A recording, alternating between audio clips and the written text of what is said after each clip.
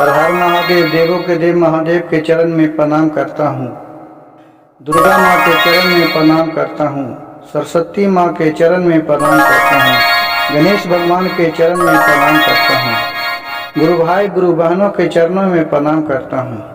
गुरु भाई गुरु बहन, आज का शिव चर्चा भजन बहुत ही ज्ञानवर्धक है। इस भजन को सुनने मात्र से ही आपका बिगड़ा काम सारी कष्ट दूर हो जाएगा। भोले बाबा पर आप विश्वास रखिए। इस भजन को जरूर सुनिए। माया के मोटरिया एक दिन हाथवा से छूटी, एक दिन जाए के परी, एक दिन जाए के परी। कि गुरु भैया करला शिव गुरु के चरचवा, फिर न पछताए के परी। की करला शिव गुरु के चरचवा, फिर न पछताए के परी। कि माया के मोटरिया एक दिन हथवा से छूटी, फिर पछताए के परी। कि गुरु बहना फिर पछताए के परी। कि करला शिव के भजनिया, एक दिन जाए के परी। कि करला शिव के भजनिया, एक दिन जाए के परी।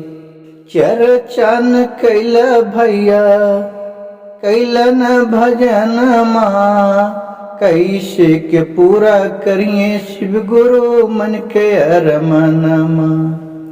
चरचन कैलू बहनी कैलू न भजनिया, कैसे के पूरा करिए शिव गुरु तोहर मन के अरमान माँ। और फिर क्या करिए? छूट जाई एक दिन तोरे माई बाप के सथवा, फिर पछताए के परी। छूट जाई एक दिन तोरे माई बाप के सथवा, फिर पछताए के परी। कि गुरु भैया करला शिव गुरु के भजनिया, एक दिन जाए के परी। कि गुरु बहना कर ले शिव गुरु के भजनिया, एक दिन जाए के परी।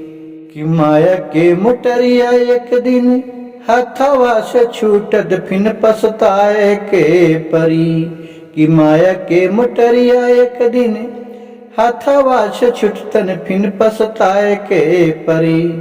कि कर ले हो शिव गुरु के चरचवा, एक दिन जाए के परी।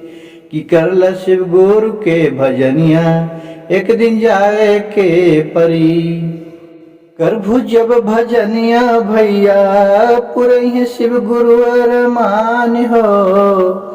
दुख के समैया भगतो, सुख के तो समैया हो।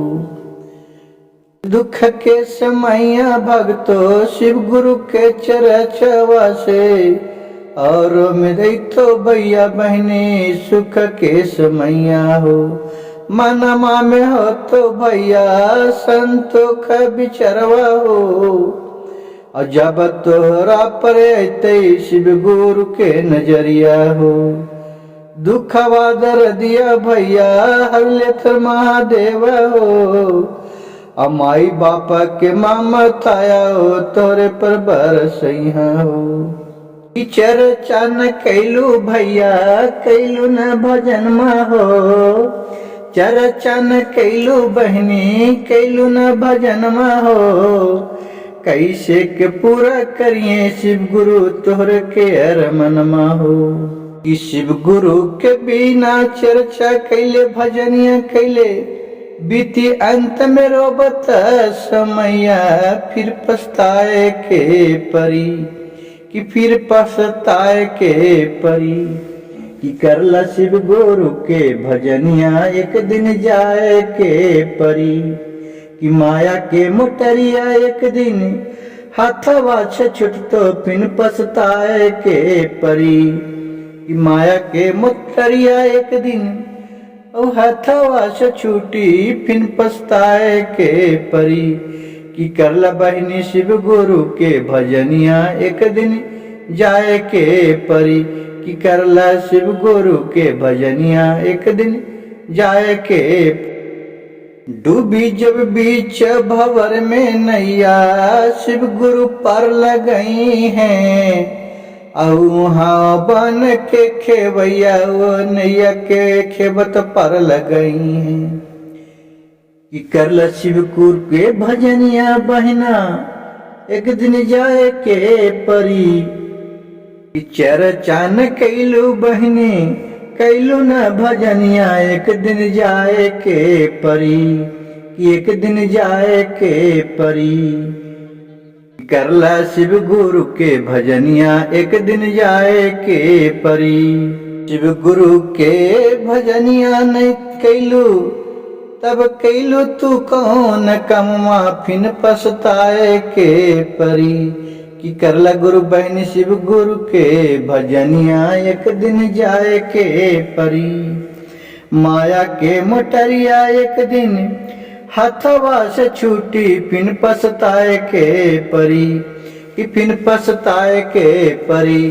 कि करला शिव गुरु के चरचवा, एक दिन जाए के परी। चरचान करबू बहनी, करबू न भजन माँ, फिन पछताए के परी। गुरु भाई गुरु बहन, मेरे भजन अच्छा लगे तो कृपया मेरे चैनल को एक लाइक सब्सक्राइब शेयर जरूर कीजिएगा। कमेंट में हर हर महादेव लिखना नहीं भूलिएगा।